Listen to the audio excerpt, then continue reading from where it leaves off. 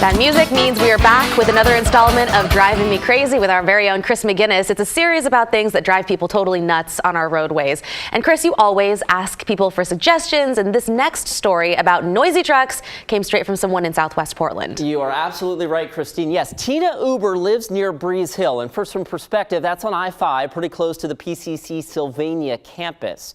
Her complaint: loud truck noise from semis jake braking as they drive down the hill on the southbound side of the freeway. And her question is there a noise ordinance in place during the night that would prohibit this as we're in a residential area close to the freeway? The short answer is yes, but how well it's enforced is one thing. And let's explain what jake braking actually is and how much noise it does or does not produce. Here's today's Driving Me Crazy.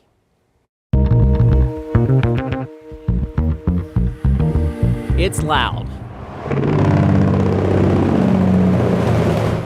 And that staccato-like rumbling of big semis trying to slow down reverberates through nearby neighborhoods like thunder.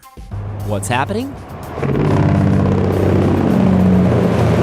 Yes, engine braking is the same as jake braking. Patrick Chappell is a CDL instructor at Chemeketa College in Salem. He's also logged 3.5 million miles on the roads himself. The engine brake was primarily designed for saving your brakes when you're coming down a grade, so your brakes don't heat up. The trademark Jake Brake got its name from the Jacobs Manufacturing Company, who started making supplemental engine brakes more than 60 years ago. There's a great story behind that invention, including the tale of a 1931 cross-country truck race and a steep hill in California that almost ended in catastrophe. It spotlighted the need to give trucks more braking power. Engine braking is a safety measure. Yes, it is. The video here from Jacobs Vehicle Systems shows how the brakes work, ultimately dissipating all the force from the compressed air in an engine. By transforming your power-producing diesel engine into a power-absorbing air compressor.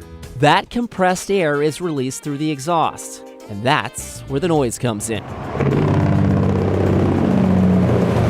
And our viewers complain, is there a noise ordinance in place during the night that would prohibit this? Yes. ORS 811.492. A person commits the offense of engine braking if the person is operating a motor vehicle on a highway and uses an unmuffled engine brake. So it's not the braking per se. In fact, some data here from Jacobs and confirmed by NHTSA shows that the decibel rating of a truck while engine braking is in line with 1988 EPA noise standards. However, when unmuffled, those decibel ratings go much higher.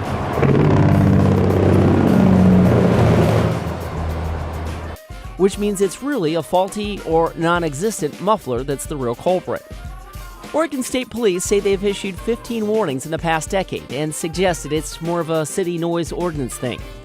If I could do it in any other way, safely, without putting people's lives in danger, then I probably would.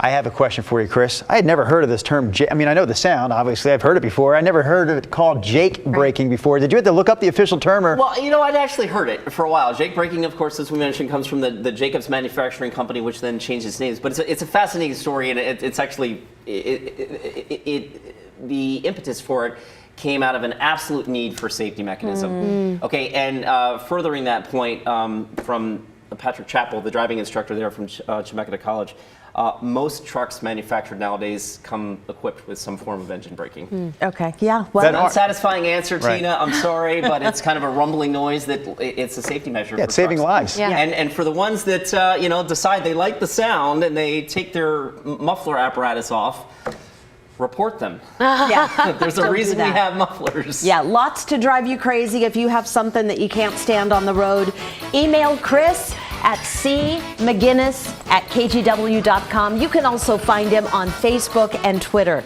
Okay.